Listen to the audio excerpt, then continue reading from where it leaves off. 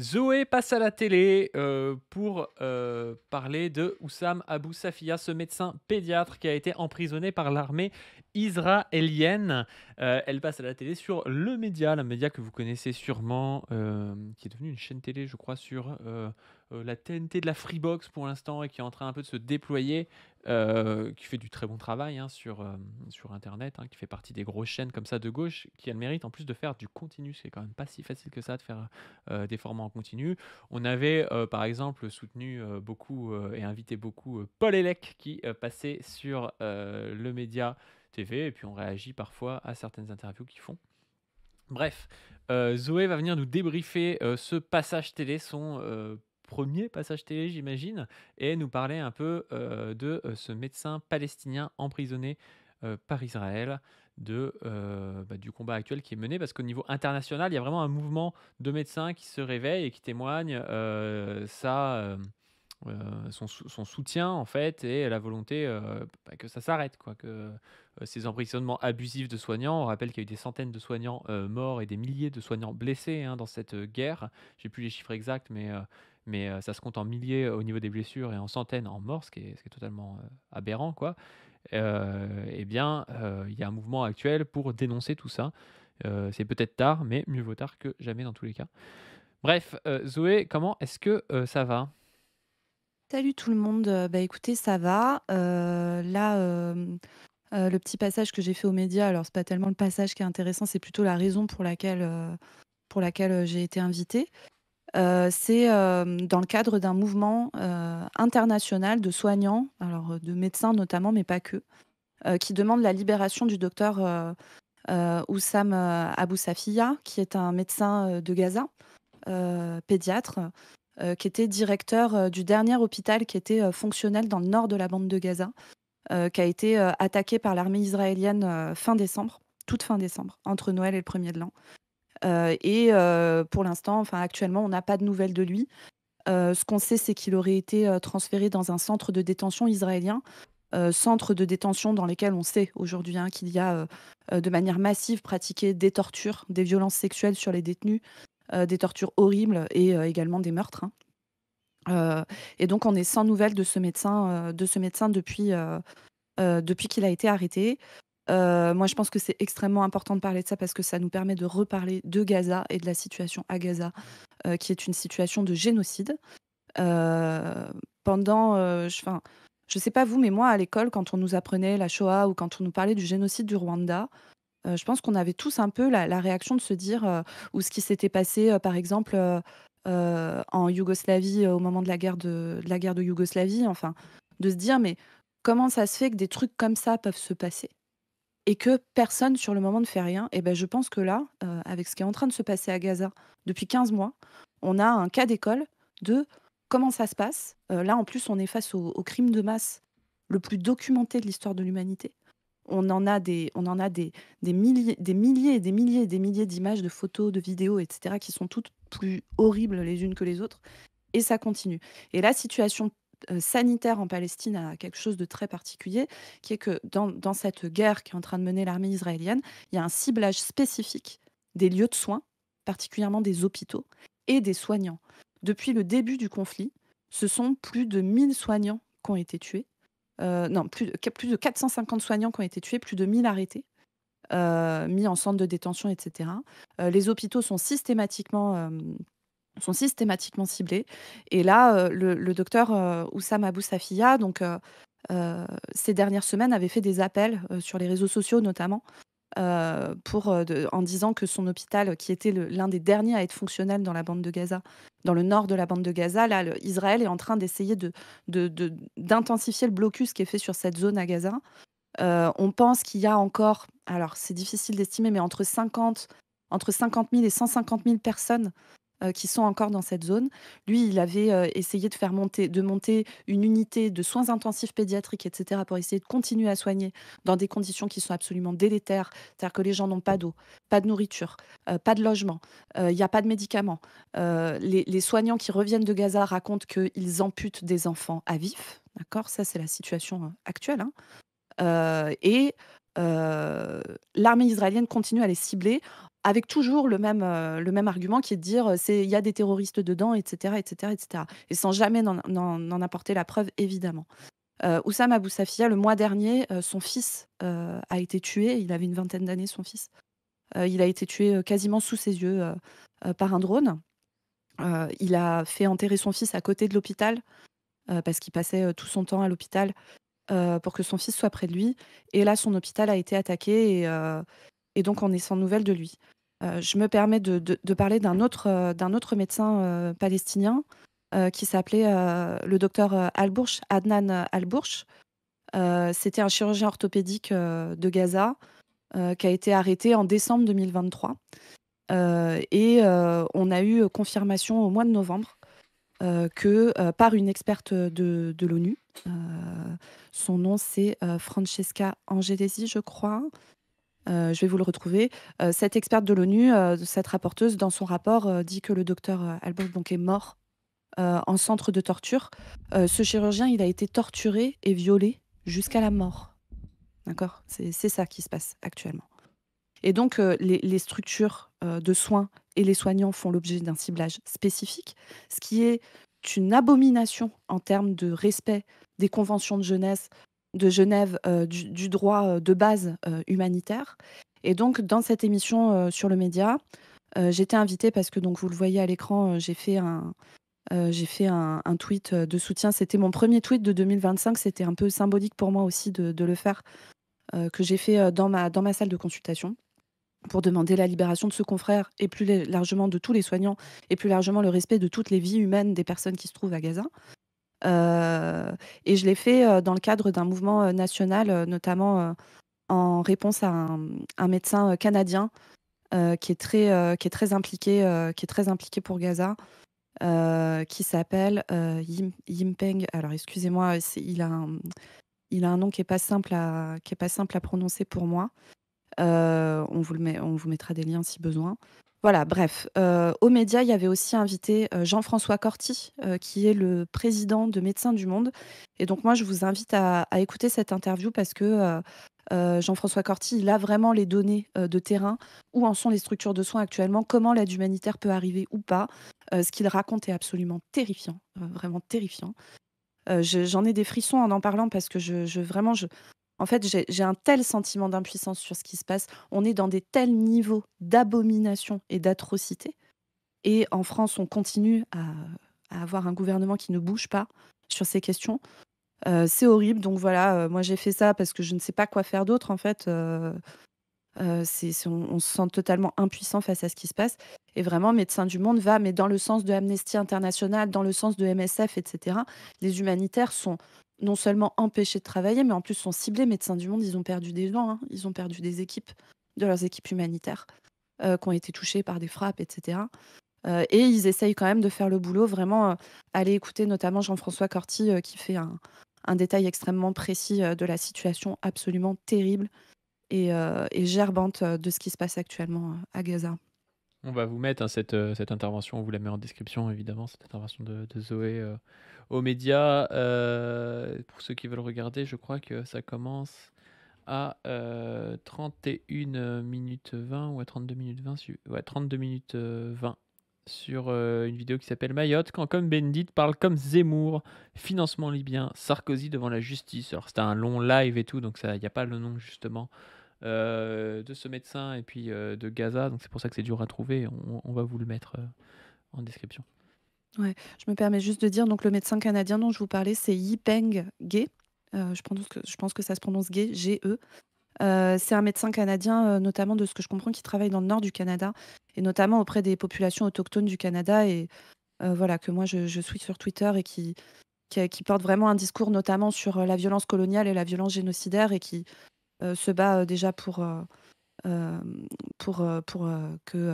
demander un cessez-le-feu, pour demander l'arrêt, des livraisons d'armes par le Canada, en Israël. Mais il fait vraiment le lien en plus avec, l'histoire, coloniale notamment du Canada, et l'histoire génocidaire qu'il y a eu, avec les populations, autochtones, canadiennes, à une époque.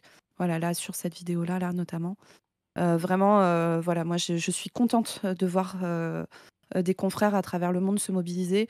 En France, on a été très peu nombreux à le faire. Alors je peux citer notamment Sabrina Ali Ben Ali, hein, qui était candidate à LFI en 2024 et qui est médecin. Il y a eu aussi Christian Lehmann, qui l'a fait, Christian Lehmann qui est un médecin, qui fait des chroniques dans Libé.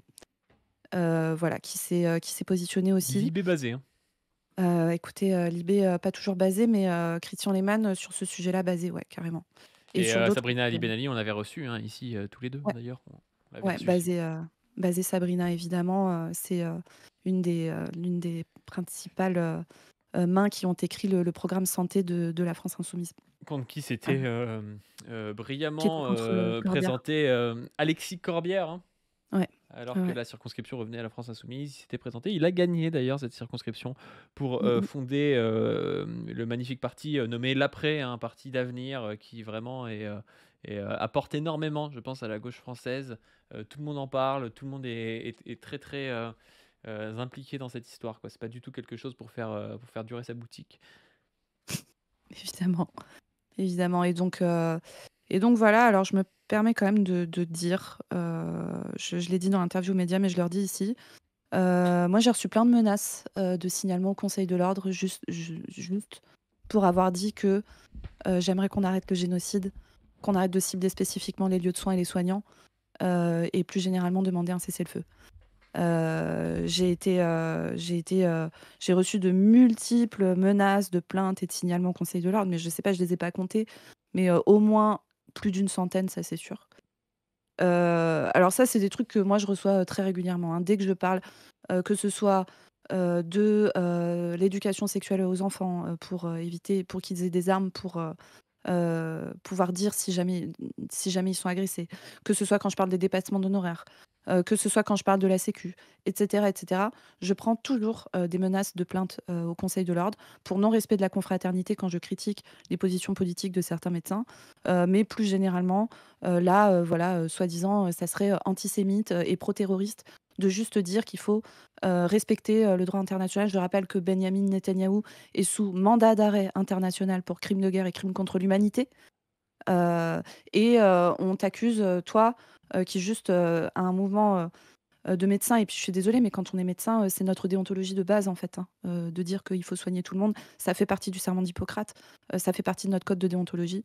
Et donc on se tape quand même ça et Jean-François Cortine, Médecins du Monde, il a dit qu'il faisait l'objet des mêmes menaces, qu'on donc maintenant l'ONU est antisémite, l'Organisation mondiale de la santé a décrit l'attaque de cet hôpital comme des horreurs, je cite, visiblement ils le sont aussi, MSF les, enfin et c'est terrible parce qu'en fait l'antisémitisme existe réellement et il est à combattre fermement et le fait d'utiliser, ce terme à tort et à travers, fait du mal à tout le monde, empêche bien sûr de pouvoir, Hem, enfin, ça va dans la criminalisation, des gens qui luttent, pour, la libération du peuple palestinien, bien sûr, mais plus largement, ça met tout le monde en danger et notamment les personnes juives de ce pays, qui méritent qu'on parle d'antisémitisme quand il y a de l'antisémitisme, parce qu'il y en a, et non, je suis désolée, demander le respect du droit international, demander, que les êtres humains puissent être soignés correctement, ce n'est pas antisémite, ce n'est pas ça l'antisémitisme. Benyamin Netanyahou, ne représente pas la totalité des personnes juives de cette planète. Il va vraiment falloir arrêter de faire, ce type d'amalgame qui est gravissime, gravissime, je pèse mes mots.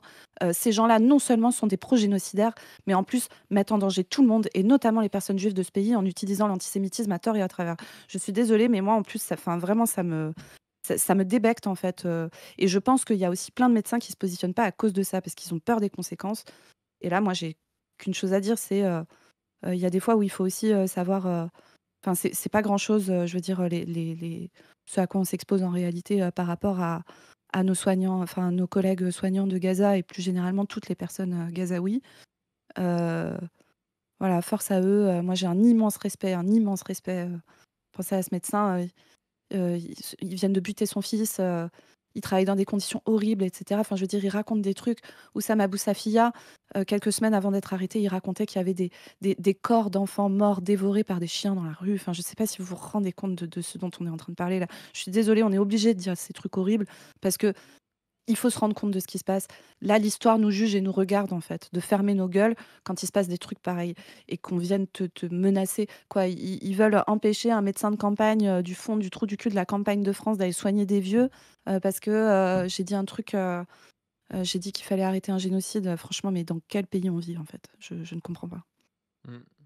Bah, oui, oui. Bah, après je pense c'est qu'il y a aussi, hein, une question de il y a un enjeu de pouvoir, hein et bon je vais peut-être faire quelqu'un de tu t'as dit quelque chose qui est très, basé aussi sur des affects, hein, qui touchent les ce que tu dis, c'est pas basé sur des affects, ce que je veux dire, c'est que ça me touche, tu vois, ce que tu dis et ça Bah touche les oui, gens, je pense, mais si on est un petit peu plus, froid et qu'on prend votre position en tant que médecin sur le graphique, on comprend pourquoi vous êtes, enfin pourquoi la corporation de manière générale peut avoir tendance à prendre des positions réactionnaires, bien sûr. parce qu'il y a des intérêts à protéger, même ce qu'on pourrait appeler presque des privilèges, hein, qui sont, d'ordre à la fois, à la fois de pouvoir, à la fois financier, à la fois de comment ça s'appelle?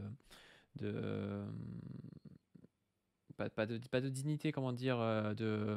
Je dirais un statut social aussi, Oui, c'est ça, qui est à conserver et donc toi, en fait, tu te fais attaquer dès que tu attaques tout ça, en fait. Dès que tu c'est ça. commences à parler de la rémunération, dès que tu commences à parler de pouvoir sur les patients, dès que tu commences à parler de pouvoir sur les enfants, notamment au niveau sexuel, tout ça t'expose, en fait, à des plaintes, au Conseil de l'ordre qui pourtant sont des choses qui sont aberrantes par rapport justement au serment d'Hippocrate et ce que tu as promis, en fait, ce que tu as juré, de faire de la médecine avec tout le monde, même auprès des plus démunis, de ne pas, de ne pas juger les gens, de ne pas de garder secret ce que tu vois, enfin de tout ça, en fait. Je trouve que tout le serment d'Hippocrate est quelque chose de presque, proto-communiste, tu vois? Ouais, De très social, en fait, de très humain et que les intérêts parfois corporatisme, mais même pas forcément, parce que toute la corporation médicale enfin, des médecins n'est pas forcément comme ça, mais je veux dire, certains médecins qui sont dans une espèce de protection, de privilèges, même face aux autres soignants ou face à la population générale, trahissent en fait Mais le c'est la serment première d'Hippocrate, tu vois. fois Et c'est quelque chose depuis, l'affaire Dreyfus. qu'il faut dire. Je sais pas pourquoi je me fais couper la parole par, par Manuel Valls. quelle horreur. Mais bref et je voulais aussi dire que par rapport à l'antisémitisme où justement il y avait un chantage à l'antisémitisme aujourd'hui, pour, faire taire les opposants alors même que, ça expose les juifs de France parce que l'antisémitisme existe et que quand on fait Oui, un chantage comme ça à l'antisémitisme, bah, du coup, on expose, les juifs à ce qu'il y ait des gens qui nient l'antisémitisme. mmh, Je veux dire que quand même, les macronistes nous ont mis au pouvoir Manuel Valls, qui est quand même le gars de gauche de leur gouvernement. C'est un mec qui tient ce genre de propos-là, quoi. C'est la première fois depuis, l'affaire Dreyfus et encore davantage depuis la dernière guerre mondiale, qu'une partie de la gauche participe, d'une campagne, de haine d'Israël et des Juifs. C'est la première fois qu'une grande partie de la gauche renonce à défendre la République, et la, laïcité. Voilà. Tu vois l'instrumentalisation c'est qu'il y a? immonde, C'est c'est immonde, c'est immonde, hein. c'est En plus, immonde. il lie toujours les Juifs et Israël. Alors, il a toujours fait Oui, ça, lui. Je suis désolé, le PCF n'a jamais été pro-Israël. Le PCF, même quand il pesait 28 était plutôt pro-palestinien, tu vois. Était solide là-dessus, sans être antisémite, hein. Donc, je sais pas trop ce qu'il raconte, mais c'est aberrant et c'est ce genre de personne qui a une responsabilité dans une montée de l'antisémitisme en France. Et ça, j'ai pas peur évidemment. de le dire, ce genre de personne, en tenant ce discours-là, a la responsabilité d'une montée de l'antisémitisme en France. Parce que justement, c'est les 2 faces d'une même pièce, en fait. Si tu veux, il y avait à un moment donné l'opposition entre Manuel Valls et Alain Soral et tout ce qui était un peu la dissidence, antisémite, que tu avais dans les années, 2012-2015, tu vois? Et ben, en fait, c'est les 2 faces d'une même pièce. C'est ceux qui te disent, «Les juifs contrôlent le monde», enfin les sionistes, mais en fait, c'est les juifs, tu vois? Et puis Mmh, tu as lui qui te dit, «Si vous attaquez les sionistes, vous attaquez les juifs». En fait, les 2 confondent sionistes et juifs, tu vois? Comme si, le fait d'aller laisser des gamins pour morts qui se font, bouffer par des chiens, c'était, être juif, tu vois? Genre, je vois pas le rapport entre les juifs et le fait d'aller exterminer un peuple, tu vois? Sauf qu'en évidemment. fait, ce mec-là te dit: «Si vous critiquez l'armée si vous critiquez Tsahal, en fait, et Netanyahou, vous êtes antisémite», tu vois? Mmh mh. Et le discours inverse, un peu complotiste, un peu antisémite, que tu avais chez des Soral ou autres, c'était de dire, «Ah bah non, mais en fait, les sionistes dirigent le monde, puis en gros, c'est les juifs qui dirigent le monde», tu vois? Mmh. Vraiment, c'est dégueulasse, tu vois, d'être comme ça. Ouais et pour conclure là-dessus donc bon, bien sûr, force à enfin bon, force au peuple palestinien. Vraiment, j'ai pas les mots, j'ai pas les mots. Je suis atterrée encore une fois, atterrée que ça se passe et je pense à dans quelques années quand on repensera à cette période 2023, enfin 2024, et cetera. J'espère que ça va s'arrêter, mais vraiment, j'ai pas vraiment d'espoir. Putain, mais enfin, vraiment, il faudra qu'on arrive à se regarder dans le miroir, hein, sur ce qui s'est passé. Et ce que tu disais sur, le fait que les médecins, ils ont une position sociale qui fait que ça peut les pousser à avoir des, des positions réactionnaires et tout, et c'est vrai. Néanmoins, notre métier, est un métier absolument magnifique. Alors je prêche pour ma paroisse, mais moi je pense que j'ai vraiment la chance de faire ce métier-là, qui est un métier, à la fois, passionnant, enfin voilà, moi je vois pas le temps passer quand je bosse et j'adore mon boulot, et pour rien au monde, j'aimerais faire autre chose.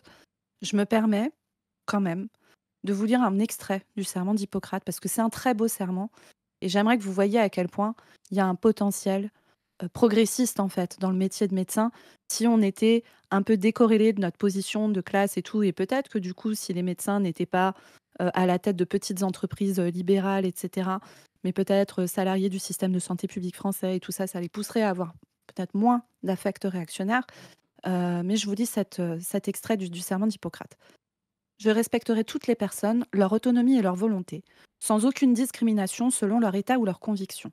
J'interviendrai pour les protéger si elles sont affaiblies, vulnérables ou menacées dans leur intégrité ou leur dignité, même sous la contrainte. Je ne ferai pas usage de mes connaissances contre les lois de l'humanité. J'in- J'informerai les patients des décisions envisagées, de leurs raisons et de leurs conséquences. Je ne tromperai jamais leur confiance et n'exploiterai pas le pouvoir hérité des circonstances pour forcer les consciences. Je donnerai mes soins à l'indigent et à quiconque me les demandera. Je ne me laisserai pas influencer par la soif du gain ou la recherche de la gloire. Voilà. Ce serment, il est très beau. Moi, j'assiste, je suis parfois jury de thèse de médecine, et je suis toujours très émue, d'entendre ce serment, parce qu'il est, là, je ne vous l'ai pas lu en entier, mais c'est vraiment quelque chose de très beau. L'engagement médical est un engagement, profondément humaniste, de considérer que chaque être humain chaque vie humaine vaut la peine, quelle qu'elle soit, y compris des gens que vous n'auriez pas aimés, qui ne seraient pas vos potes dans la vraie vie, et cetera, et cetera. Tout le monde a le droit aux soins. Tout Dans le le chat, ils monde disent a le Zoé droit. aurait soigné Le Pen. Oui, oui. Alors oui, clairement. Alors il se trouve que Jean-Marie Le Pen est un grand bourgeois qui n'a probablement pas de problème d'accès aux soins. Mais évidemment que si Jean-Marie Le Pen avait besoin de soins et que c'était moi le médecin qui était là, j'aurais soigné Jean-Marie Le Pen. J'aurais soigné tout le monde. Et ça, là-dessus, qu'on soit très très clair, hein, tout le monde.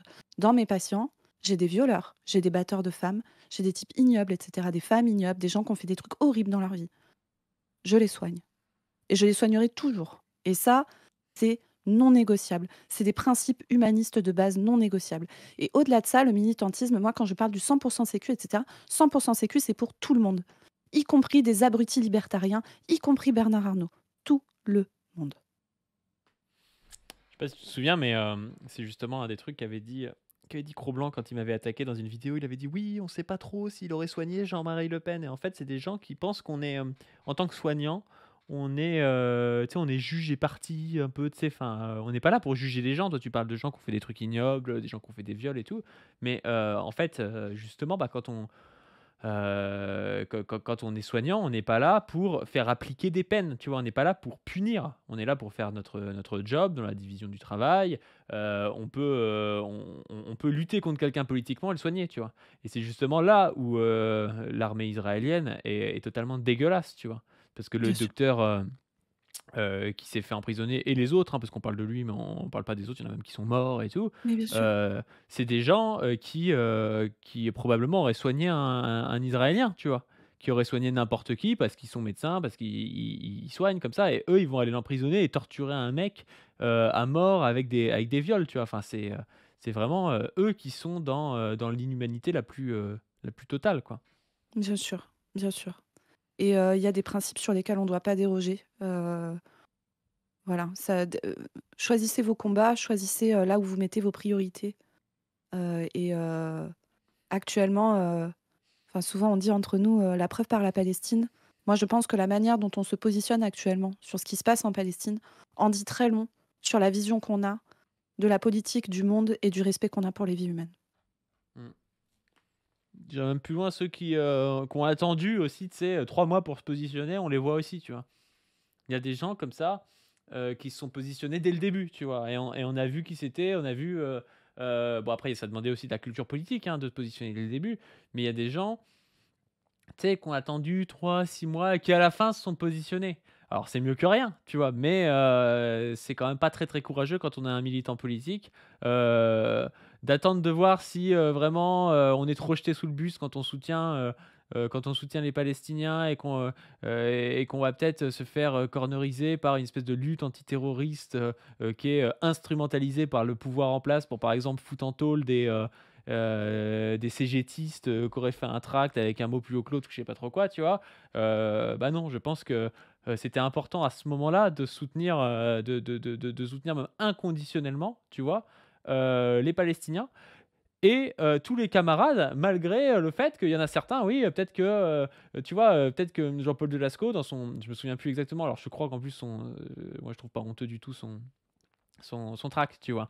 Mais, quand bien même son tract, il serait pas parfait et tout, quand un Roussel va dire: «Ah oui, je le soutiens, mais quand même, je suis pas d'accord avec ce qu'il dit», c'est honteux, tu vois? Genre, c'était Ouais, pas c'est honteux. censé commencer, surtout quand tu as un représentant politique de gauche, à, plus ou moins jeter sous le bus en disant: «Ouais, il a quand même fait de la merde et tout, c'est quand même un peu de l'apologie terroriste, mais bon, comme il est STGT, on comprend», tu vois? Non, non, non, tu es censé quand même te positionner et on a vu qu'il y avait un petit peu de courage et de dignité politique et qui, n'en avait pas, quoi. Alors qu'on sait tous que rien que moi, tu vois, quand je commence à dire: «Voilà, je trouve que son tract, il est pas honteux», en fait, si ça se trouve, c'est pas forcément en ma faveur, tu vois, par rapport à la loi. Parce que les lois sont instrumentalisées sur cette question-là pour essayer de faire croire qu'on fait l'apologie du terroriste quand on dit que, il y a un contexte historique et puis que s'il y a des, fractions armées, de tous, les partis, palestiniens, bah, c'est justement parce qu'il y a une occupation, enfin voilà, tu vois? On dit un truc qui était presque banal il y a 50 ans et aujourd'hui, on tombe, sous le coup de la loi, assez facilement quand on aborde ces sujets-là, quoi. Exactement, il y a une criminalisation, bizarrement pas des propos pro-génocidaires, mais des gens qui essayent de s'y opposer. Ce qui en dit long sur, l'état, de notre système politique actuellement et le fait que, Fabien Roussel se positionne comme ça. Je vais citer «Douy» de Malcolm: «Je ne m'attendais à rien, mais je suis quand même déçu». Bon, bah, c'est sur ces mots qu'on va terminer cette capsule. Sur ce, je vous invite à donner sur le Tipeee. Je vous invite à vous abonner à la chaîne, pas du stream, mais à la chaîne principale. À aller voir aussi la vidéo sur le graphique qui est sur la chaîne, pas du stream, qui s'appelle la carte de QI version marxiste, le graphique de Position Revue, qui est sûrement la vidéo la plus importante de ce mois pour comprendre le monde et la politique actuelle. Je vous invite aussi à vous abonner à la Twitter de Dr Zoé, Zoé-et sur ce, je vous dis à plus. Tu dis pas à plus, Zoé? À plus tout le monde, salut!